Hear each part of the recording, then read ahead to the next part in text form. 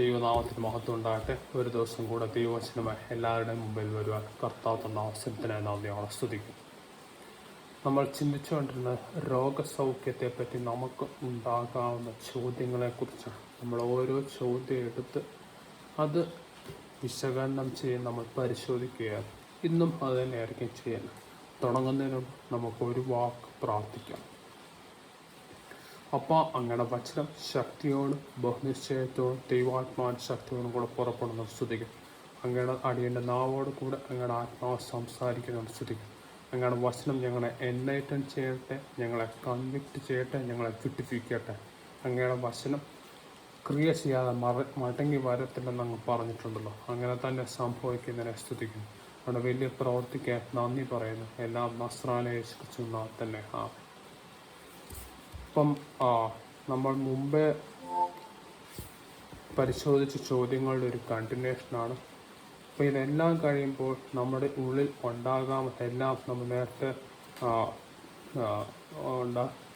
കണ്ട വീഡിയോസും നേരത്തെ പ്രിപ്പയർ ചെയ്ത സെർമൺസും എല്ലാം കേട്ട് കഴിയുമ്പോൾ ചോദ്യങ്ങളെല്ലാം പരിശോധിച്ച് കഴിയുമ്പോൾ നമ്മുടെ ഉള്ളിൽ ഉണ്ടാകാവുന്നൊരു ചോദ്യം ഇതാണ്.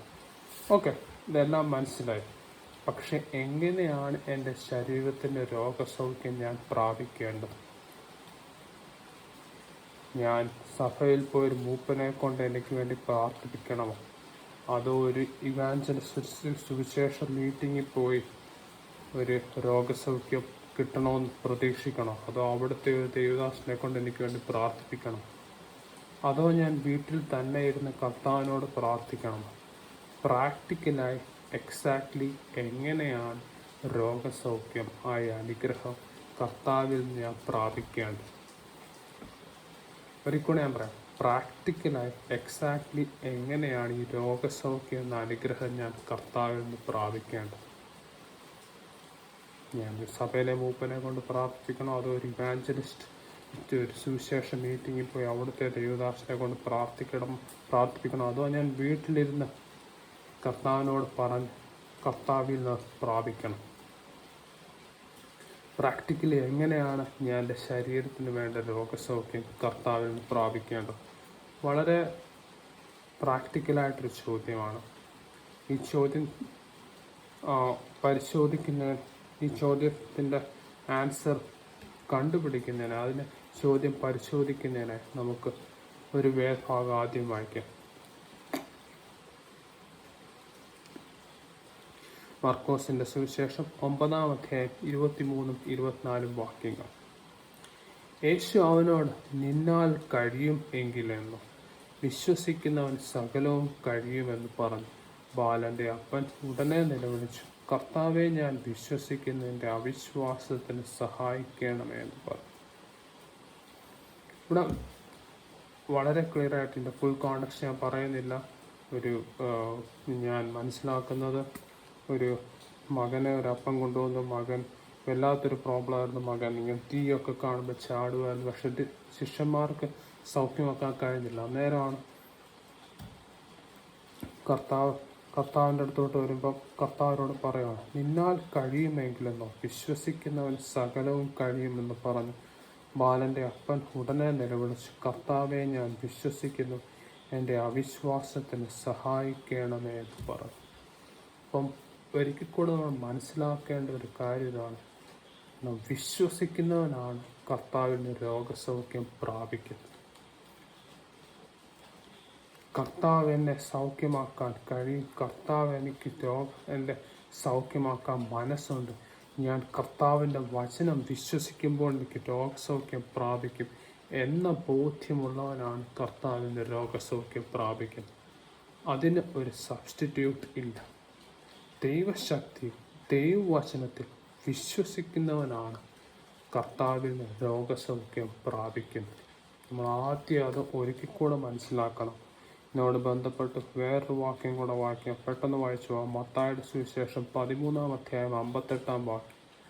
അവരുടെ അവിശ്വാസം നിമിത്തം അവിടെ വളരെ വീര്യപ്രവൃത്തികളെ ചെയ്തില്ല. അതിനോട് ബന്ധപ്പെട്ട് ഒരു വാക്യം കൂടെ വായിച്ചു. മർക്കോസിൻ്റെ സുവിശേഷം 6-ാം അധ്യായം 5-6 വാക്യങ്ങൾ. ഏതാനും ചില രോഗികളുടെ മേൽ കൈവച്ചു സൗഖ്യം വരുത്തിയതല്ലാതെ അവിടെ വീര്യപ്രവൃത്തി ഒന്നും ചെയ്യുവാൻ കഴിഞ്ഞില്ല.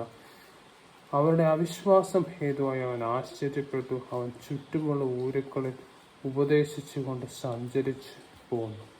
വീണ്ടും വീണ്ടും നമുക്ക് കാണാൻ കാര്യം സാധിക്കും. യേശു കർത്താവിൻ്റെ ശുശ്രൂഷയിൽ തന്നെ, വചനം ജഡമായി തീർന്ന യേശു കർത്താവിൻ്റെ ശുശ്രൂഷയിൽ തന്നെ അവിശ്വാസം കൊണ്ട് അനേകർ രോഗസൗഖ്യം പ്രാപിച്ചില്ല. വേറെ ആരുമല്ല, നമുക്കറിയാവുന്ന ഒരു അപ്പോസ്തലന്മാരോ ആരുമല്ല.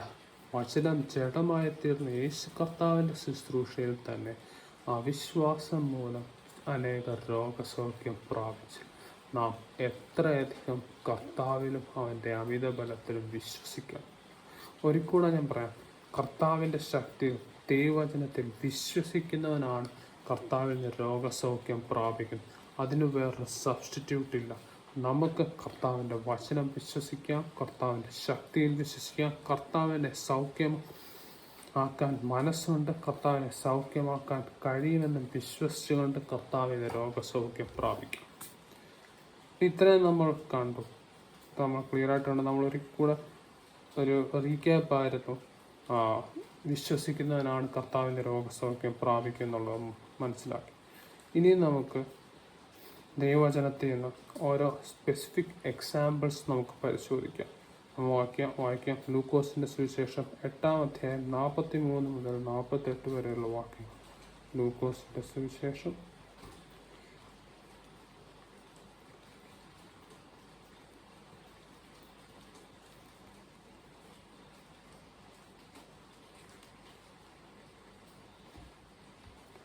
8-ാം അധ്യായം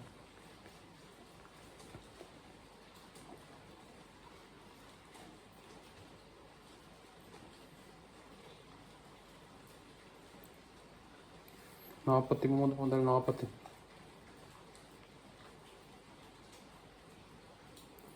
അന്ന് 12 സംവത്സരമായി രക്തസ്രാവമുള്ളവളും മുതൽ എല്ലാ വൈദ്യന്മാർക്ക് കൊടുത്തിട്ടും ആരാലും സൗഖ്യം വരുത്തുവാൻ കഴിയാഞ്ഞവളുമായൊരു സ്ത്രീ പുറകിൽ അടുത്തു ചെന്ന് അവൻ്റെ വസ്ത്രത്തിൻ്റെ തൊങ്ങൽ തൊട്ടു. ഉടനെ അവളുടെ രക്തസ്രാവം നിന്നുപോയി. എന്നെ തൊട്ടത് ആർ എന്ന് യേശു ചോദിച്ചു. എല്ലാവരും ഞാനല്ല എന്ന് പറഞ്ഞപ്പോൾ, ഗുരു, പുരുഷാരം നിന്നെ തിക്കിത്തിരക്കുന്നു എന്ന് പത്രോസും കൂടെയുള്ളവരും പറഞ്ഞു. യേശുവോ, ഒരാൾ എന്നെ തൊട്ടു, എങ്കിൽ എൻ്റെ ശക്തി പുറപ്പെട്ടത് ഞാൻ അറിഞ്ഞു എന്ന് പറഞ്ഞു. താൻ മറഞ്ഞിരിക്കുന്നില്ല എന്ന് സ്ത്രീ കണ്ടു വിറച്ചും കൊണ്ട് അവൻ്റെ മുമ്പിൽ വീണു. അവനെ തൊട്ട സംഗതിയും തൽക്ഷണം സൗഖ്യമായതും സകല ജനവും കേൾക്കെ അറിയിച്ചു. അവൻ അവളോട്, മകളെ, നിന്റെ വിശ്വാസം നിന്നെ രക്ഷിച്ചിരിക്കുന്നു, സമാധാനത്തോടെ പോവുക എന്ന് പറഞ്ഞു. മകളെ, നിന്റെ വിശ്വാസം നിന്നെ രക്ഷിച്ചിരിക്കുന്നു, സമാധാനത്തോടെ പോവുക. മകളെ, നിന്റെ വിശ്വാസം നിന്നെ രക്ഷിച്ചിരിക്കുന്നു, സമാധാനത്തോടെ പോവുക. അനേകർ യേശു കർത്താവിൻ്റെ ചുറ്റും നിൽക്കുകയാണ്. ഫിസിക്കലി അനേകർ അദ്ദേഹത്തെ തൊട്ട് കാണുമായിരിക്കും. അതാണ് പൗലോസ് പത്രോസ് അപ്പോസ്തലൻ ചോദിക്കുന്നത്. അനേകർ തിക്കി നിന്നെ ഇങ്ങനെ തെക്കിൻ്റെ ഇടയിൽ നിന്നെ തൊടുന്നുണ്ട്. അപ്പം കർത്താവ് നീ ചോദിക്കുന്നു, ആരാ നിന്നെ തൊട്ടത്? പക്ഷെ ഒരാളെ വിശ്വാസത്തോടെ തൊട്ടുള്ളൂ, അയാൾ സൗഖ്യമായി, ആ സ്ത്രീ സൗഖ്യമായി. ഒരിക്കലും നമുക്ക് ലാസ്റ്റ് വചനമാക്കിയ, മകളെ, നിന്റെ വിശ്വാസം നിന്നെ രക്ഷിച്ചിരിക്കുന്നു, സമാധാനത്തോടെ പോകാം. വിശ്വാസത്തോടെ ആ സ്ത്രീ തൊട്ടു, അതുകൊണ്ട് അവർ രോഗസൗഖ്യം പ്രാപിച്ചു. അനേകർ തൊടുന്നുണ്ടായിരുന്നു, അനേകർ അനേകർ ഫിസിക്കലി ടച്ച് ചെയ്യുന്നുണ്ട്. ഒരാളെ വിശ്വാസത്തോടെ തൊട്ടുള്ളൂ, അവർ രോഗസൗഖ്യം പ്രാപിച്ചു. മകളെ, നിന്റെ വിശ്വാസം നിന്നെ രക്ഷിച്ചിരിക്കും. അതുപോലെ നമുക്കും കർത്താവിൽ വിശ്വസിക്കാം. ഇതിനോട് ബന്ധപ്പെട്ട് വേറൊരു വാക്യം വായിക്കാം. ലൂക്കോസിൻ്റെ സുവിശേഷം 7-ാം അധ്യായം 1 മുതൽ 10 വരെയുള്ള വാക്യങ്ങൾ. ലൂക്കോസിൻ്റെ സുവിശേഷം 7-ാം അധ്യായം 1 മുതൽ 10 വരെയുള്ള വാക്യങ്ങൾ.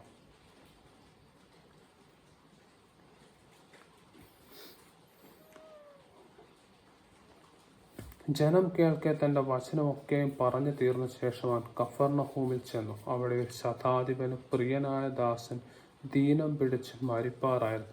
അവൻ യേശുവിൻ്റെ വസ്തുത കേട്ടിട്ട് അവൻ വന്നു തൻ്റെ ദാസനെ രക്ഷിക്കേണ്ടതിന് അവനോട് അപേക്ഷിപ്പാൻ യഹൂദന്മാരുടെ മൂപ്പന്മാരെ അവൻ്റെ അടുക്കൽ അയച്ചു. അവർ യേശുവിൻ്റെ അടുക്കൽ വന്ന് അവനോട് താൽപ്പര്യമായി അപേക്ഷിച്ചു, നീ അത് ചെയ്തു കൊടുപ്പാൻ അവൻ യോഗ്യൻ. അവൻ നമ്മുടെ ജനത്തെ സ്നേഹിക്കുന്നു, ഞങ്ങൾക്കൊരു പള്ളിയും തീർപ്പിച്ച് തന്നിരിക്കുന്നു എന്ന് പറഞ്ഞു. യേശു അവരോട് കൂടെ പോയി വീട്ടിനോട് അടുപ്പാറായപ്പോൾ ശതാധിപൻ സ്നേഹിതന്മാരെ അവൻ്റെ അടുക്കൽ അയച്ചു. കർത്താവെ, പ്രയാസപ്പെടേണ്ട, നീ എൻ്റെ പുരയ്ക്കകത്ത് വരുവാൻ ഞാൻ പോരാത്തവൻ. അതുകൊണ്ട് നിന്റെ അടുക്കൽ വരുവാൻ ഞാൻ യോഗ്യൻ എന്നെനിക്ക് തോന്നിയിട്ടില്ല. ഒരു വാക്ക് കൽപ്പിച്ചാൽ എൻ്റെ ബാല്യക്കാരന് സൗഖ്യം വരും. ഞാനും അധികാരത്തിന് കീഴ്പ്പെട്ട മനുഷ്യൻ, എൻ്റെ കീഴിൽ പടയാളികളുണ്ട്. ഒരുവനോട് പോക എന്ന് പറഞ്ഞാൽ അവൻ പോകുന്നു, മറ്റൊരുവനോട് വരിക എന്ന് പറഞ്ഞാൽ അവൻ വരുന്നു. എൻ്റെ ദാസനോട് ഇത് ചെയ്യുക എന്ന് പറഞ്ഞാൽ അവൻ ചെയ്യുന്നുവെന്ന് പറഞ്ഞു. യേശു അത് കേട്ടിട്ട് അവങ്കൽ ആശ്ചര്യപ്പെട്ട് തിരിഞ്ഞു നോക്കി അനുഗമിക്കുന്ന കൂട്ടത്തോട്, ഇസ്രായേലിൽ കൂടെ ഇങ്ങനെയുള്ളൊരു വിശ്വാസം ഞാൻ കണ്ടിട്ടില്ല എന്ന് ഞാൻ നിങ്ങളോട് പറയുന്നുവെന്ന് പറഞ്ഞു. ശതാധിപൻ പറഞ്ഞയച്ചിരുന്നവർ വീട്ടിൽ മടങ്ങിയപ്പോൾ ദാസനെ സൗഖ്യത്തോടെ കണ്ടു. ഓ പ്രൈസ് ദി ലോർഡ്! എത്ര മനോഹരമായൊരു വാക്ക്, എത്ര മനോഹരമായൊരു വാക്ക്. ഒരു വാക്ക് കൽപ്പിച്ചാൽ എൻ്റെ ബാല്യക്കാരന് സൗഖ്യം വരും. ഒരു വാക്ക് കൽപ്പിച്ചാൽ എൻ്റെ ബാല്യക്കാരന് സൗഖ്യം വരും. ഇവിടെ നമുക്ക് കാണാം, ശതാധിപൻ്റെ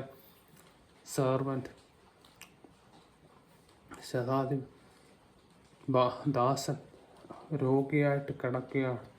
അപ്പോൾ കർത്താവിനെ എല്ലാവരോടും കൊണ്ടുപോകണം. ശതാധിപൻ ആളയച്ച് പറയാണ്, കർത്താവെ വരേണ്ട ആവശ്യം, ഒരു വാക്ക് കൽപ്പിച്ചാൽ അവൻ സൗഖ്യമാകും. ഇസ്രായേലിൽ പോലും ഇസ്രായേലിൽ കൂടെ ഇങ്ങനൊരു വിശ്വാസം ഞാൻ കണ്ടിട്ടില്ല എന്ന് പറയും. വീണ്ടും നമുക്ക് കാണാൻ സാധിക്കാം, വിശ്വസിക്കുന്നതിന് വേണ്ടി ദൈവശക്തി ഇറങ്ങി രോഗസൗഖ്യം മനുഷ്യർ അവർ രോഗസൗഖ്യം പ്രാപിക്കുന്നത് കാണാൻ സാധിക്കും. കർത്താവെ, ഒരു വാക്ക് കൽപ്പിച്ചാൽ അവന് സൗഖ്യം വരും.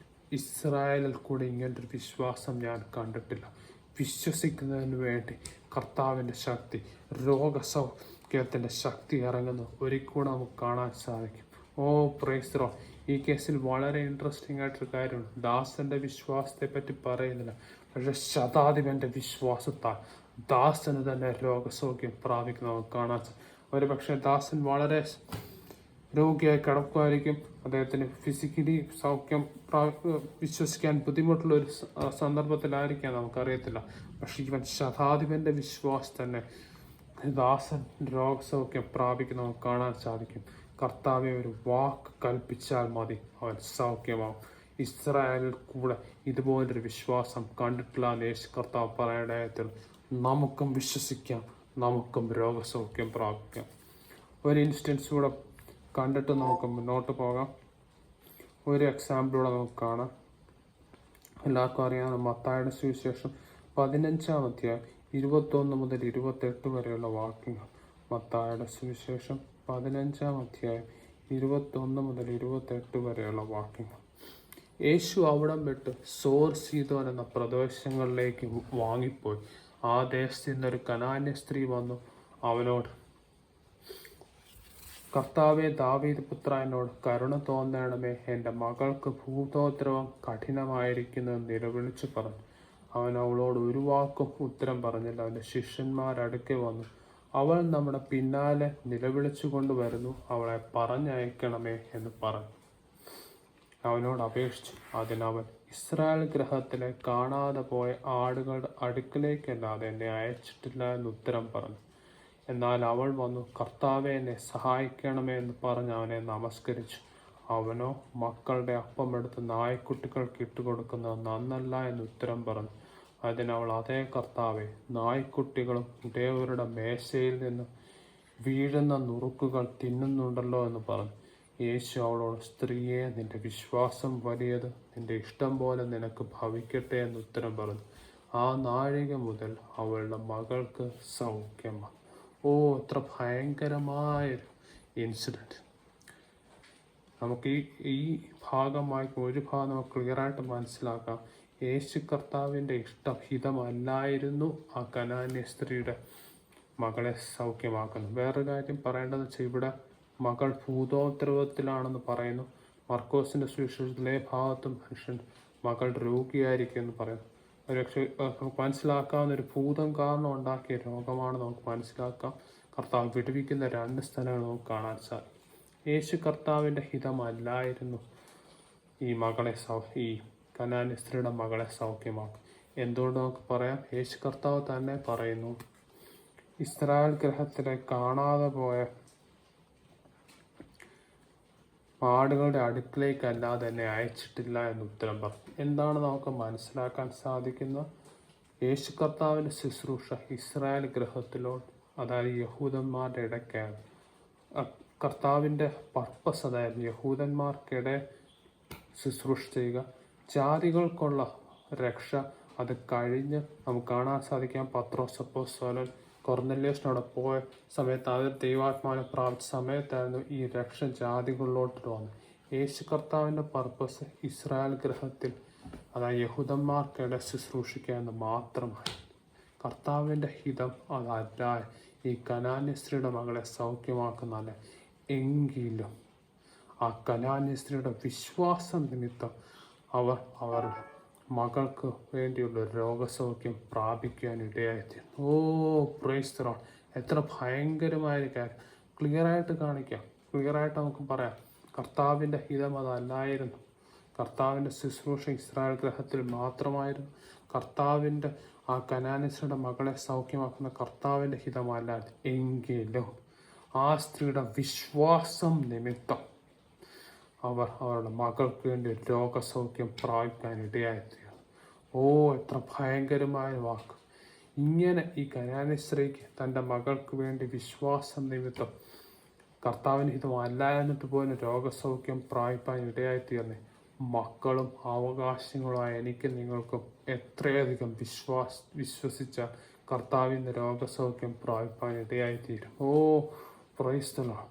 ഒരിക്കലും ഞാൻ പറയട്ടെ, ഈ കനാന്യ സ്ത്രീ, ജാതീയ സ്ത്രീ, കർത്താവിന് ഹിതമല്ലായിരുന്നിട്ട് അവർ വിശ്വാസം മൂലം തൻ്റെ മകൾക്ക് രോഗസൗഖ്യം പ്രാപിച്ചെങ്കിൽ മക്കളും അവകാശികളുമായ എനിക്കും നിങ്ങൾക്കും വിശ്വസിച്ചാൽ കർത്താവിന് എത്രയധികം രോഗസൗഖ്യം പ്രാപിക്കാൻ ഇടയായിത്തീരും. Praise the lord. ഹല്ലേലൂയ. എത്ര ഭയങ്കരമായൊരു വാക്ക്! ഇവിടെ എല്ലാം നമുക്ക് കാണാൻ സാധിക്കും. വിശ്വസിക്കുന്നതിന് വേണ്ടി കർത്താവിൻ്റെ ശക്തി ഇറങ്ങി അവർ രോഗസൗഖ്യം പ്രാപിച്ചു. അവർ കർത്താവിൻ്റെ അടുത്ത് വന്ന അനേകർ കർത്താവിൻ്റെ അടുത്ത് വന്നെങ്കിലും വിശ്വസിക്കുന്നവരാണ് രോഗസൗഖ്യം പ്രാപിച്ചത്. നമ്മൾ അനേക ഉദാഹരണങ്ങൾ കണ്ടു. നമ്മൾ ശതാധിപൻ്റെ കണ്ടു, നമ്മൾ ഈ കനാന്യ സ്ത്രീയുടെ കണ്ടു, അതിനു മുമ്പ് നമ്മൾ കണ്ടത് രക്തസ്രവക്കാരി. ഇവരെല്ലാം കർത്താവിൻ്റെ അടുത്ത് വന്നെങ്കിലും അനേകർ വന്നിട്ടുണ്ട്. വിശ്വസിക്കുന്നവരാണ് രോഗസൗഖ്യം പ്രാപിച്ചത്. നമ്മൾ അവസാനം കണ്ട 2 ഉദാഹരണങ്ങളും യഹൂദരല്ലാത്ത മനുഷ്യരായിരുന്നു. പക്ഷെ അനേകർ കർത്താവിൻ്റെ അടുത്ത് വന്നെങ്കിൽ വിശ്വസിക്കുന്നവരാണ് രോഗസൗഖ്യം പ്രാപിച്ചത്. എന്താണ് നമുക്ക് മനസ്സിലാവും? ഒരു ദൈവദാസനെ കൊണ്ട് പ്രാർത്ഥിപ്പിക്കുക, സഭയിലെ മൂപ്പനെ കൊണ്ട് രോഗസൗഖ്യം പ്രാപിക്കുക വളരെ നല്ലതാണ്. പക്ഷെ അത് നമ്മുടെ വിശ്വാസം അങ്ങനെ ചെയ്തെങ്കിൽ തന്നെ നമ്മുടെ വിശ്വാസം നമ്മൾ വിശ്വസിക്കുന്നില്ലെങ്കിൽ നമ്മൾ രോഗസൗഖ്യം പ്രാപിക്കണമെന്നില്ല.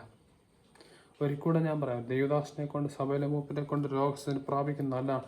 പക്ഷേ അങ്ങനെ ചെയ്താൽ തന്നെ നമ്മുടെ വിശ്വാസത്തെ സബ്സ്റ്റിറ്റ്യൂട്ട് ചെയ്യുന്നില്ല.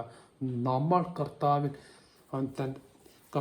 അവൻ്റെ ദൈവശക്തിയിലും വിശ്വസിക്കുന്നില്ല എങ്കിൽ നാം രോഗസൗഖ്യം പ്രാപിക്കണമെന്നില്ല. നമ്മൾ കണ്ടു, കർത്താവിൻ്റെ അടുത്ത് വന്നു, അനേക അവിശ്വാസം മൂലം രോഗസൗഖ്യം പ്രാപിച്ചില്ല. നമ്മളിപ്പോൾ അനേക ഉദാഹരണങ്ങൾ കണ്ടു. വിശ്വസിക്കുന്നവർ, കർത്താവിൻ്റെ അടുത്ത് വന്ന് വിശ്വസിക്കുന്നവർ രോഗസൗഖ്യം പ്രാപിച്ചു. വളരെ ഇമ്പോർട്ടൻ്റ് മനസ്സിലാക്കാനാണ്. ദൈവദാസനെ കൊണ്ട് പ്രാർത്ഥിച്ചുകൊണ്ട് നമ്മുടെ വിശ്വാസത്തിന് ഒരു സബ്സ്റ്റിറ്റ്യൂട്ട് അല്ല.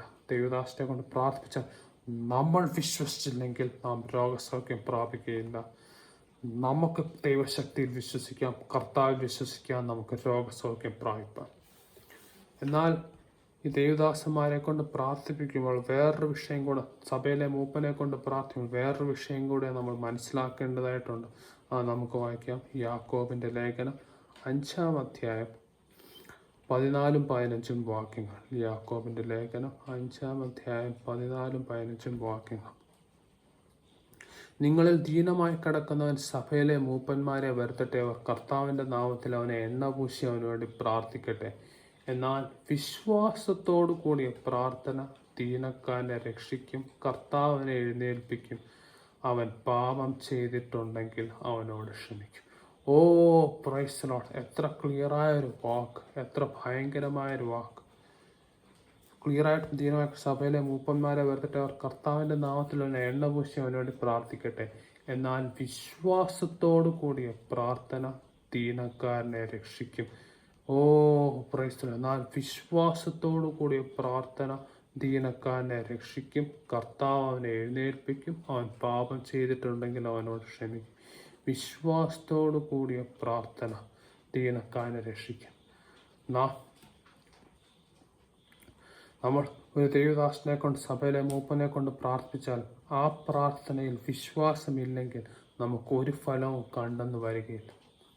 ഒരിക്കലും ഞാൻ പറയട്ടെ, നാം നേരത്തെ കണ്ടു, നമ്മുടെ വിശ്വാസത്തിന് ഒന്നും സബ്സ്റ്റിറ്റ്യൂട്ട് ഇല്ല. നാം കർത്താവിൽ വിശ്വസിക്കണം, ദൈവശക്തിയിൽ വിശ്വസിക്കുക. അങ്ങനെയാണെങ്കിൽ മാത്രമേ നാം രോഗസൗഖ്യം പ്രാപിക്കണം.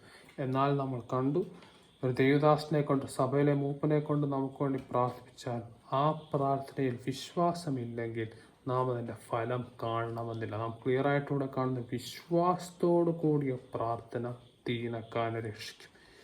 ഇതൊരിക്കലും ക്ലിയറായിട്ട് കാണുന്ന വേറൊരു ഭാഗങ്ങളുടെ വാക്യം മർക്കോസിൻ്റെ സുവിശേഷം 16-ാം അധ്യായം 17-18 വാക്യങ്ങൾ.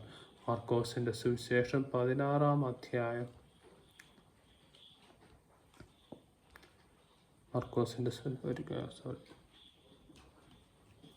വിശ്വസിക്കുന്നവരാൽ ഈ അടയാളങ്ങൾ നടക്കും. മർക്കോസിൻ്റെ സുവിശേഷം 16-ാം അധ്യായം 17-18 വാക്യങ്ങൾ. വിശ്വസിക്കുന്നവരാൽ ഈ അടയാളങ്ങൾ നടക്കും. എൻ്റെ നാമത്തിൽ അവർ ഭൂതങ്ങളെ പുറത്താക്കും, പുതുഭാഷകളിൽ സംസാരിക്കും, സർപ്പങ്ങളെ പിടിച്ചെടുക്കും, മരണകരമായ യാതൊന്ന് കുടിച്ചാൽ അവർക്ക് ഹാനി വരികയില്ല, രോഗികളുടെ മേൽ കൈവച്ചാൽ അവർക്ക് സൗഖ്യം വരും. വീണ്ടും നമ്മൾ കാണുന്നത് വിശ്വസിക്കുന്നവരാൽ മാത്രമാണ് ഈ അടയാളങ്ങൾ നടക്കുന്നത്.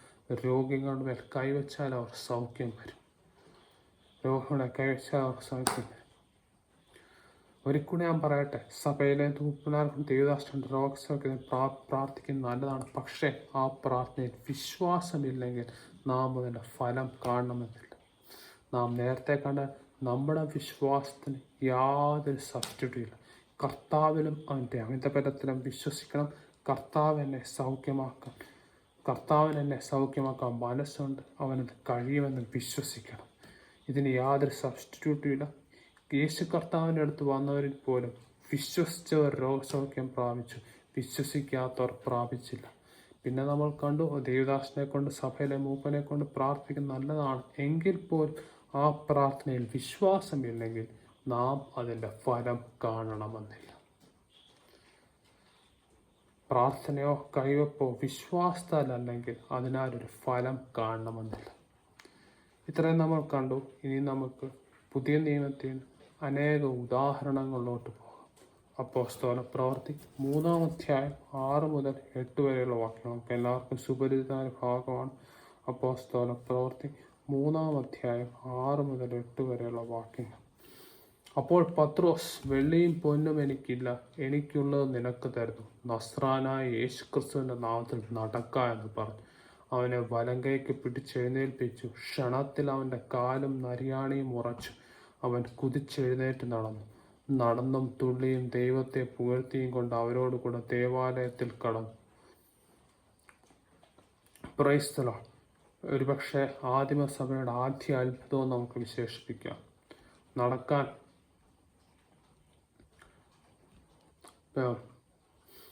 മുടന്തനായ ഒരു മനുഷ്യൻ വരികയാണ്. യേശു കർത്താവ് ക്ലിയറായിട്ട്, പത്രോസ് അപ്പോസ്തലൻ ക്ലിയറായിട്ട് പറയുകയാണ്. എന്താണ് പറയുന്നത്? വെള്ളിയും പൊന്നും എനിക്കില്ല, എനിക്കുള്ളത് നിനക്ക് തരുന്നു, നസ്രാനായ യേശു ക്രിസ്തുവിൻ്റെ നാമത്തിൽ നടക്കാം. ഓ, വിശ്വസിച്ചുകൊണ്ട് യേശു കർത്താവിൻ്റെ നാമം ഉപയോഗിക്കുന്നു, വലിയൊരു അത്ഭുതം നടക്കുന്നു. ഓ പ്രൈസ് ദി ലോർഡ്, ഹല്ലേലൂയ. നേരത്തെ കണ്ടത് വിശ്വസിക്കുന്നവരാലെ അടയാളം നടക്കും, രോഗികളുടെ കൈവച്ചാൽ അവർ സൗഖ്യം വരും. അപ്പോൾ പത്രോസ് അപ്പോസ്തലനും യോഹന്നാൻ അപ്പോസ്തലനും വിശ്വാസത്താൽ തിങ്ങി നിറയ്ക്കാൻ, വിശ്വാസത്തോടെ നസ്രാനായ യേശു ക്രിസ്തുവിൻ്റെ നാമം ഉപയോഗിക്കുന്നു. അത്ഭുതം നടക്കുന്ന നമുക്ക് കാണാം. പൗലോസ് പത്രോസ് അപ്പോസ്തലൻ തന്നെ വിശദീകരിക്കുന്ന നമുക്ക് കാണാൻ സാധിക്കാം. അതേ അധ്യായം 16 വാക്യം നമുക്ക് കാണാം. അവൻ്റെ നാമത്തിൽ വിശ്വസിക്കുകയും അവൻ്റെ നാമം തന്നെ നിങ്ങൾ കാണുകയും അറിയുകയും ചെയ്യുന്ന ഇവൻ ബലം പ്രാപിപ്പാൻ കാരണം തീർന്നു. അവൻ്റെ നാമത്തിലെ വിശ്വാസത്താൽ അവൻ്റെ നാമം തന്നെ നിങ്ങൾ കാണുകയും അറിയുകയും ചെയ്യുന്ന ഇവൻ ബലം പ്രാപിപ്പാൻ കാരണമായി തീർന്നു. അവൻ മുഖാന്തരമുള്ള വിശ്വാസം ഇവന് നിങ്ങൾ എല്ലാവരും കാണുകയും ആരോഗ്യം വരുത്തുവാൻ ഹേതുവായി തീർന്നു.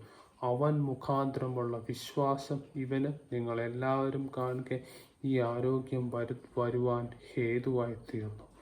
വിശ്വാസത്താൽ തിങ്ങി നിറഞ്ഞ പത്രോസ് അപ്പോസ്തലൻ യോഹന്നാൻ നസ്രാനായ യേശുക്രിസ്തു നാം ഉപയോഗിച്ച് ഒരു വലിയൊരു അത്ഭുതം നടക്കുന്നതാണ്. വിശ്വസിക്കുന്നവരെ അടയാളങ്ങൾ നടക്കുന്നുള്ള വചനം നിവൃത്തിയാകും നമുക്ക് കാണാൻ സാധിക്കും. അനേക ഉദാഹരണങ്ങളുണ്ട്, ഫുള്ളായിട്ട് നമ്മൾ പോകുന്നില്ല. അതിനോട് ബന്ധപ്പെട്ട് വേറൊരു ഉദാഹരണം കാണാം. അപ്പോസ്തല പ്രവൃത്തി 14 അധ്യായം 9 വാക്യം. അപ്പോസ്തല പ്രവൃത്തി 14 അധ്യായം 9 വാക്യം. അവൻ പൗലോസ് സംസാരിക്കുന്നത് കേട്ടു അവനെ ഉറ്റുനോക്കി. സൗഖ്യം പ്രാപിപ്പാൻ അവന് വിശ്വാസമുണ്ട് എന്ന് കണ്ടിട്ട് നീ എഴുന്നേറ്റ് കാലൂന്ന് നിവർന്നു നിൽക്കാൻ ഉറക്കെ പറഞ്ഞു അവൻ കുതിച്ചെഴുന്നേറ്റ് നടന്നു. ഈ കോണ്ടക്സ്റ്റ് വെച്ചാൽ ലിസ്റ്റ് അതിൻ്റെ മുമ്പിലത്തെ വാക്യത്തിലുണ്ട്. 8 വാക്യം മുതൽ വായിക്കാം. ലുസ്ത്രയിൽ അമ്മയുടെ ഗർഭം മുതൽ മുടന്തനായി ഒരിക്കലും നടന്നിട്ടില്ലാതെയും കാലിന് ശക്തിയില്ലാതെയും ഉള്ള ഒരു പുരുഷൻ എഴുതുന്നു. അവൻ പൗലോസ് സംസാരിക്കുന്നത് കേട്ടു അവനെ ഉറ്റുനോക്കി. സൗഖ്യം പ്രാപിപ്പാൻ അവന് വിശ്വാസമുണ്ട് എന്ന് കണ്ടിട്ട് നീ എഴുന്നേറ്റ് കാലൂന്ന് നിവർന്നു നിൽക്കാൻ ഉറക്കെ പറഞ്ഞു അവൻ കുതിച്ചെഴുന്നേറ്റ് നടന്നു. ഇവിടെ നമുക്ക് കാണാൻ സാധിക്കും പൗലോസ് അപ്പോസ്തലൻ വചനം ശുശ്രൂഷിക്കുകയാണ്. ഒരു മുടന്തനായ മനുഷ്യൻ നിൽക്കുന്നു. ഒരു ഇൻസ്റ്റൻസിൽ പൗലോസ് മനസ്സിലായി. ഒപ്പം ഈ മുടന്തനായ മനുഷ്യൻ വചനം കേട്ട് അദ്ദേഹത്തിൻ്റെ വിശ്വാസം വർദ്ധിക്കുകയാണ്. വിശ്വാസം വർദ്ധിച്ചൊരു വിടുതൽ പ്രാപിക്കാൻ തക്കതായ ലെവൽ ആയെന്ന് പൗലോസ് മനസ്സിലായപ്പോൾ പറയുകയാണ് നീ എഴുന്നേറ്റ് നടക്കാം. വിശ്വാസത്താൽ ആ വാക്ക് പറഞ്ഞപ്പോൾ അദ്ദേഹം എഴുന്നേറ്റ് നടക്കുന്നത് കാണാൻ സാധിക്കും. വീണ്ടും വീണ്ടും വീണ്ടും നമുക്ക് കാണാൻ സാധിക്കാം. വിശ്വസിക്കുന്നവരെ അടയാളം നടന്നു. ആ മനുഷ്യൻ്റെ ഉള്ളിൽ വിശ്വാസം വർദ്ധിച്ചപ്പോൾ വിടുതൽ പ്രാപിപ്പാൻ അദ്ദേഹം ഇടയായിത്തീർന്നു. ദൈവത്തിന് സ്തോത്രം. ഇനി നമുക്ക് അറിയാവുന്ന ഒരു ഭാഗം കൂടെ വായിച്ച് നമുക്ക് മുന്നോട്ട് പോകാം. അപ്പോസ്തല പ്രവൃത്തി 19 അധ്യായം 11-12 വാക്യം നമുക്കറിയാവുന്ന കാര്യമാണ്. ഇത് നമുക്ക് വായിച്ച് പെട്ടെന്ന് മുന്നോട്ട്. അപ്പോസ്തല പ്രവൃത്തി 19 അധ്യായം 11-12 വാക്യങ്ങൾ. ദൈവം പൗലോസ് മുഖാന്തരം അസാധാരണമായ വീരപ്രവർത്തികളെ ചെയ്യിക്കാൻ അവൻ്റെ മെയ്മേൽ നിന്ന് റൂമാലും ഉത്തരീയവും രോഗികളുടെ മേൽ കൊണ്ടുവന്നിടുകയും വ്യാധികൾ അവനെ വിട്ടുമാറുകയും ദുരാത്മാക്കൾ പുറപ്പെടുകയും ചെയ്തു. വീണ്ടും നമുക്ക് കാണാം വിശ്വാസ വീരനായ പൗലോസിന് ദൈവശക്തി വ്യാപരിക്കുക. അനേകർ റൂമാലും തുണിയൊക്കെ വന്നിട്ടിട്ട് വിശ്വാസത്താൽ രോഗികളുടെ രോഗികളുടെയൊക്കെ രോഗസൗഖ്യം പ്രാപിപ്പാനിടയായി. വീണ്ടും വീണ്ടും വീണ്ടും നമ്മൾ കാണുന്നു വിശ്വസിക്കുന്നതിന് വേണ്ടി കർത്താവിൻ്റെ ശക്തി വ്യാപരിക്കുന്നത് കാണാൻ സാധിക്കാം. ഇവൻ ശുശ്രൂഷയിൽ തന്നെ വിശ്വാസത്തോടെ പത്രോസ് അപ്പോസ്തലൻ യോഹന്നാൻ നസ്രാനായ യേശുക്രിസ്തു നാമമുപയോഗിച്ച് ആ മുടന്തനായ മനുഷ്യൻ നടന്നു തുടങ്ങി. അതുപോലെ തന്നെ പൗലോസ് അപ്പോസ്തലൻ വചനം ശുശ്രൂഷിച്ചുകൊണ്ടിരുന്നു. ആ കേട്ട മനുഷ്യനോട് വിശ്വാസം വർദ്ധിച്ച് മനസ്സിലായപ്പോൾ പൗലോസ് അപ്പോസ്തലൻ വിശ്വാസത്തോടെ പറഞ്ഞ് എഴുന്നേറ്റ് നടക്കാം. അദ്ദേഹം എണീക്കാൻ ഇടയായത് വിശ്വസിച്ചുകൊണ്ട് പൗലോസ് അപ്പോസ്തലൻ്റെ ശരീരത്തിൽ നിന്ന് തുണി കൊണ്ടുവന്ന് രോഗികളുടെ മേലിട്ടു. അവർ രോഗസൗഖ്യം പ്രാപിപ്പാൻ ഇടയായിത്തീർന്നു. എന്താണിത് മനസ്സിലാക്കുന്നത്? വിശ്വാസമാണ് കർത്താവിൻ്റെ സൗഖ്യത്തെ കൊണ്ടുവരുന്നത്. നമ്മുടെ വിശ്വാസത്തിന് യാതൊരു സബ്സ്റ്റിറ്റ്യൂട്ടുമില്ല. യേശു കർത്താവിൻ്റെ അടുക്കൽ വന്നതിൽ പോലും വിശ്വസിച്ചവരാണ് രോഗസൗഖ്യം പ്രാപിച്ചത്. വിശ്വസിക്കാത്തവർ പ്രാപിച്ചില്ല. സഭയിലെ മൂപ്പനെ കൊണ്ടോ ദേവദാസനെ കൊണ്ടോ രോഗത്തിന് പ്രാർത്ഥിക്കുന്ന നല്ലതാണെങ്കിൽ പോലും ആ പ്രാർത്ഥന വിശ്വാസത്തോടു കൂടി അല്ലെങ്കിൽ നാം അതിൻ്റെ ഫലം കാണണമെന്നില്ല. നാം അനേക ഉദാഹരണങ്ങൾ കണ്ടു. വിശ്വസിച്ചവർ, ശുശ്രൂഷക്കാരുടെ ഇടയിൽ പോലും വിശ്വസിച്ചവരിൽ നിന്നാണ് മനുഷ്യർ രോഗസൗഖ്യം പ്രാപിപ്പാനിടയായിത്തീരുന്നത്. വിശ്വാസത്തോടെ അവർ വന്നു തൊട്ടു, തുണി കൊണ്ടിട്ടപ്പോൾ അവർ രോഗസൗഖ്യം പ്രാപിപ്പാനിടയായിത്തീർന്നു. ഡെഫിനറ്റ്ലി നാം ഒരാളെ കൊണ്ട് പ്രാർത്ഥിക്കണം, അദ്ദേഹം ആ പ്രാർത്ഥന വിശ്വാസത്തോടുകൂടി ആയിരിക്കണം. വിശ്വാസത്തോടുകൂടി അല്ലെങ്കിൽ ആ പ്രാർത്ഥനയുടെ ഫലം കാണണം. ഈ കേസിൽ എല്ലാം നമുക്ക് കാണാൻ സാധിക്കും. അപ്പോസ്തലന്മാർ വിശ്വാസത്തിൽ കത്തി നിന്നു, അതുകൊണ്ട് അവരിൽ ദൈവപ്രവൃത്തി വന്ന് നമുക്ക് കാണാൻ സാധിക്കും. ഞാൻ പറഞ്ഞല്ലോ, നമ്മുടെ വിശ്വാസം സബ്സ്റ്റിറ്റ്യൂട്ട് അല്ല, ഡെഫിനറ്റ്ലി അല്ല. പക്ഷെ നമ്മൾ ഒരാളെ കൊണ്ട് പ്രാർത്ഥിക്കുമ്പോൾ, ഒരാളെ കൊണ്ട് കൈവെപ്പിക്കുമ്പോൾ അദ്ദേഹത്തിൻ്റെ പ്രാർത്ഥന, അദ്ദേഹത്തിൻ്റെ കൈവെപ്പോ വിശ്വാസം കൂടെ അല്ലെങ്കിൽ നാം അതിൻ്റെ ഫലം കാണണമെന്നില്ല. ഈ കേസിൽ കാണുന്ന അപ്പോസ്തലന്മാർ വിശ്വാസത്തിൽ തീ കത്തി നിന്നു. കർത്താവ് അവരിലൂടെ വളരെ വലിയ അത്ഭുതങ്ങൾ പ്രവർത്തിക്കുന്ന കാണാൻ സാധിച്ചു. ഇനി ഈ കോണ്ടെക്സ്റ്റിൽ ആക്ച്വലി ഇത് ശുശ്രൂഷക്കാർക്കും വളരെ അനുഗ്രഹിക്കാൻ എനിക്ക് വളരെ ആപ്ലിക്കബിൾ ആണെന്ന് എനിക്ക് തോന്നുന്നു. ഒരു ദേവദാസൻ്റെ ജീവിതത്തിലെ നടന്ന ഒരു ഇൻസിഡൻറ്റ് ഞാൻ പറയണമെന്ന് വിചാരിക്കുകയാണ്. നമുക്ക് എല്ലാവർക്കും അനുഗ്രഹം. ദേവദാസൻ വേറെ ആരുമല്ല, 20-ാം നൂറ്റാണ്ടിൽ ഒരുപക്ഷെ കർത്താവ് ഉപയോഗിച്ച ഏറ്റവും കൂടുതൽ ഉപയോഗിച്ച ദേവദാസനായി വിശ്വാസത്തിൻ്റെ അപ്പോസ്തലൻ എന്നറിയപ്പെടുന്ന സ്മിത്ത് വിഗിൾസ്വർത്താണ്. അദ്ദേഹത്തിൻ്റെ ജീവിതത്തിൽ നടന്നൊരു ഇൻസിഡൻറ്റിനെ വളരെയധികം ടച്ച് ചെയ്തു. വളരെ നമുക്ക് അതിൽ നിന്ന് പഠിക്കാൻ സാധിക്കുമെന്ന് എനിക്ക് തോന്നുന്നു. അദ്ദേഹത്തിൻ്റെ ജീവിതത്തിൽ നടന്നൊരു ഇൻസിഡൻറ്റ് ഞാൻ വായിക്കാം. അദ്ദേഹത്തിൻ്റെ പുസ്തകത്തിൽ നിന്ന് ഞാൻ മലയാളത്തിൽ ട്രാൻസ്ലേറ്റ് ഞാൻ പറയാം. ഒരു ദിവസം ഞാനൊരു ട്രെയിനിൽ പോവുകയായിരുന്നു. 2 രോഗികൾ എൻ്റെ അടുക്കലുണ്ടായിരുന്നു, ഒരമ്മയും മോളും. ഞാൻ അവരോട് പറഞ്ഞു, എൻ്റെ ബാഗിൽ എല്ലാ രോഗങ്ങളും സൗഖ്യമാക്കുന്ന ഒരു മരുന്നുണ്ട്. കുറച്ച് സംസാരിച്ച് കഴിഞ്ഞപ്പോൾ അവൾ വളരെ ഇൻട്രസ്റ്റഡായി. അപ്പം ഞാൻ വീണ്ടും ഈ മരുന്നിനെ പറ്റി പറഞ്ഞുകൊണ്ടിരുന്നു. അവസാനം അവർ സകല ധൈര്യവും സംഭരിച്ച് എന്നോട് ചോദിച്ചു, ആ മരുന്നിൻ്റെ ഒരു ഡോസ് എനിക്ക് തരാമോ? അപ്പോൾ ഞാൻ എൻ്റെ ബാഗ് തുറന്നു, എൻ്റെ ബൈബിൾ എടുത്തു, ഒരു വാക്യം വായിച്ചു, ഞാൻ നിന്നെ സൗഖ്യമാക്കുന്ന യഹോവയാണ്. Praise the lord. ഇപ്പം ഈ മരുന്ന് ഒരിക്കലും ഫെയിലാകത്തില്ല. വിശ്വസിച്ചാൽ ഈ കർത്താവ് നിങ്ങളെ സൗഖ്യമാക്കും. മനുഷ്യരെല്ലാം സൗഖ്യം കിട്ടാൻ വേണ്ടി അനേക കാര്യങ്ങൾ അന്വേഷിക്കുമ്പോൾ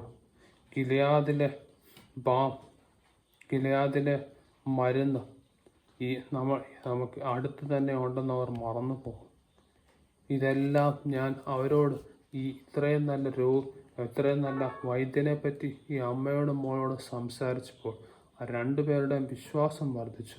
കർത്താവ് അവർ 2 പേരെയും ഈ ട്രെയിനിൽ തന്നെ സൗഖ്യം. Price the Lord. എത്ര മനോഹരമായൊരു ഇൻസിഡൻറ്റ്. അപ്പോൾ ആ ദേവദാസൻ പോവാണ്, രോഗിയായ അമ്മയും മോളും ഉണ്ട്.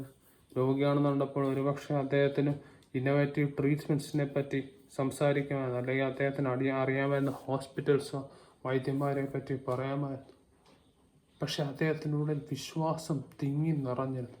അദ്ദേഹത്തിൻ്റെ വാക്കിലോട് വന്ന ഇതാണ്, എൻ്റെ കയ്യിലൊരു മരുന്നുണ്ട്, എല്ലാ രോഗത്തെയും സൗഖ്യമാക്കും.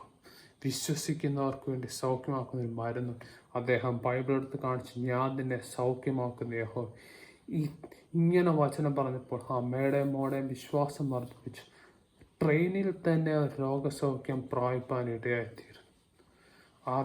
ഈ ദേവദാസൻ്റെ ഉള്ളിൽ വിശ്വാസം ഇത്ര സ്ട്രോങ് ആയിരുന്നു. അതാണ് ആ വാക്കുകളിലെല്ലാം നിറഞ്ഞെന്ന് ഇവർ അമ്മയും മോളും രോഗസൗഖ്യം പ്രാപിപ്പാൻ ഇടയായിത്തീരുന്നു.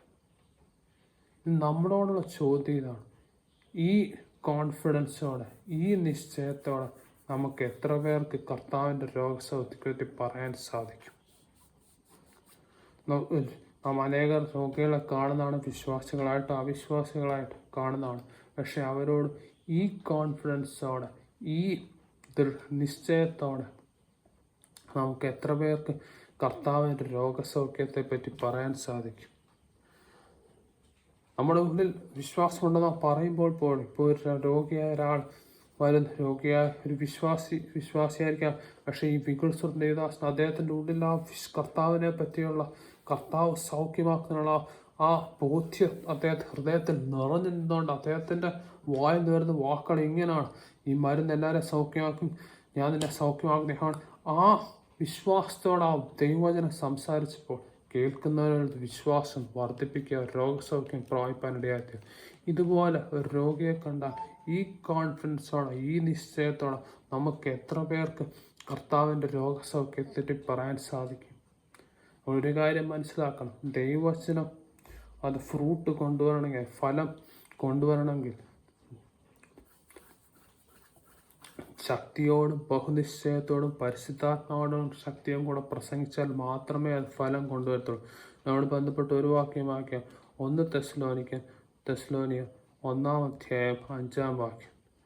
1 തെസ്സലോനിയ 1 അധ്യായം 5 വാക്യം. നിങ്ങളുടെ സുവിശേഷം വചനമായി മാത്രമല്ല, ശക്തിയോടും പരിശുദ്ധാത്മാവോടും ബഹുനിശ്ചയത്തോടും കൂടിയായിരുന്നു നിങ്ങളുടെ അടുക്കൽ വന്നത്. നിങ്ങളുടെ നിമിത്തം ഞങ്ങൾ നിങ്ങളുടെ ഇടയിൽ എങ്ങനെ പെരുമാറിയിരുന്നു എന്ന് അറിയുന്നുവല്ലോ. സുവിശേഷം വചനമായി മാത്രമല്ല, ശക്തിയോടും പരിശുദ്ധാത്മാവോടും ബഹുനിശ്ചയത്തോടും കൂടിയായിരുന്നു നിങ്ങളുടെ അടുക്കൽ വന്നത്. ഓ പ്രൈസ് ദി ലോർഡ്. ശക്തിയോടും പരിശുദ്ധാത്മാവിൻ്റെ ശക്തിയോടും ബഹുനിശ്ചയത്തോടും കൂടെയാണ്, ശക്തിയോടും പരിശുദ്ധാത്മാവോടും ബഹുനിശ്ചയത്തോടും കൂടെയായിരുന്നു പൗലോസ് വചനം ഘോഷിച്ചത്. നമുക്കും അങ്ങനെ സാധിക്കുമോ? രോഗിയാളെന്ന വികൃസ്വർത്തനെ പോലെ ആ കോൺഫിഡൻസോടെ, ആ ബഹുനിശ്ചയത്തോടെ സൗഖ്യമാക്കുന്ന കർത്താവിനെ പറ്റി നമുക്ക് പറയാൻ സാധിക്കുമോ? നമുക്ക് കാര്യം മനസ്സിലാക്കണം. നാം കർത്താവിൻ്റെ രോഗസൗഖ്യത്തെ പ്രസംഗിക്കുമ്പോൾ ആ വചനം ബഹുനിശ്ചയത്തോടും ശക്തിയോടും പരിശുദ്ധാത്മാവോടും കൂടെ അല്ലെങ്കിൽ ഒരുപക്ഷെ അതിന് ഫലം കാണണമെന്നില്ല. അത് കേൾക്കുന്ന മനുഷ്യരിൽ വിശ്വാസവർദ്ധന വരുത്തണമെന്നുമില്ല. നമ്മൾ കേൾക്കുന്നതിൽ അനേക ശുശ്രൂഷക്കാരെ കാണാതിരിക്കും. നമുക്ക് എത്ര പേർക്ക് ഒരു രോഗിയെ കണ്ട ആ വചനം ശക്തിയോടും പരിശുദ്ധാത്മാവോടും ബഹുനിശ്ചയത്തോടും കൂടെ യേശു ക്രിസ്തുവിനെ സൗഖ്യമാക്കും, നീ വിശ്വസിച്ചാൽ യേശു ക്രിസ്തുവിനെ സൗഖ്യം പ്രാപിക്കാം എന്ന് എത്ര പേർക്ക് പറയാൻ സാധിക്കും? പലപ്പോഴും നമുക്ക് ആ ബഹുനിശ്ചയത്തോടെ കോൺഫിഡൻസോടെ പറയാൻ സാധിക്കുകയില്ല എന്നുള്ളതാണ് സത്യം. വചനം കർത്താവ് രോഗികളെ സൗഖ്യമാക്കുന്ന വചനം ആ ബഹുനിശ്ചയത്തോടും ശക്തിയോടും പ്രസംഗിക്കാൻ സാധിക്കുന്നില്ല. ഒരുപക്ഷെ അത് കേൾക്കുന്നവർ വിശ്വാസ വർധന വരുത്തണമെന്നില്ല. ഓ പ്രൈസ് ദി ലോർഡ്, ഹല്ലേലൂയ. എത്ര പേർക്ക് ഇങ്ങനെ പറയാൻ സാധിക്കും? ഒരു വികൃസ്വത്തിൻ്റെ കേസ് നമ്മൾ കണ്ടു. ഒരു രോഗിയെ കണ്ടപ്പോൾ ഹൃദയത്തിൽ നിറഞ്ഞു നിന്ന് സൗഖ്യമാക്കുന്ന കർത്താവിനെ പറ്റിയുള്ള ബോധം അദ്ദേഹത്തിന് വാക്കുകൾ പ്രതിഫലിച്ചു. അത് മനുഷ്യൻ്റെ വിശ്വാസം വർദ്ധിപ്പിച്ച രോഗസൗഖ്യം പ്രാപിക്കാൻ നമ്മൾ എത്ര പേർക്ക് അതേ നിശ്ചയത്തോടെ, അതേ ശക്തിയോടെ യേശു കർത്താവിന് സൗഖ്യമാക്കുന്ന കർത്താവിനെ പറ്റി പറയാൻ സാധിക്കും? പലപ്പോഴും നമുക്ക് സാധിക്കുന്നില്ല എന്നുള്ളതാണ് സത്യം. കാരണം പലപ്പോഴും നമ്മുടെ ഉള്ളിൽ വിശ്വാസം അത്രയുമില്ല. നാം പറയും രോഗസൗഖ്യം കർത്താൻ തിയറി പറഞ്ഞാൽ പോലും ശക്തിയോടും പരിശുദ്ധാത്മാവോടും ബഹുനിശ്ചയത്തോടും കൂടെ നീ വാ, കർത്താവ് നിന്നെ സൗഖ്യമാക്കുമെന്ന് പറഞ്ഞ് കേൾക്കുന്നൊരു വിശ്വാസവർദ്ധന വരുത്തുവാൻ നമുക്ക് എത്ര പേർക്ക് സാധിക്കും? പലപ്പോഴും നമ്മുടെ ഉള്ളിൽ വിശ്വാസമില്ല. നമുക്ക് പറയാനുള്ള, നമുക്കറിയാൻ ഹ്യൂമൻ നോളജുള്ള കാര്യങ്ങളാണ്. പക്ഷെ നാം കണ്ടു, ഒരു ദൈവദാസൻ ഇങ്ങനെ പറഞ്ഞു, കർത്താവിലൂടെ പ്രവർത്തിച്ചു. നമുക്ക് എത്ര പേർക്ക് അങ്ങനെ പറയാൻ സാധിക്കും?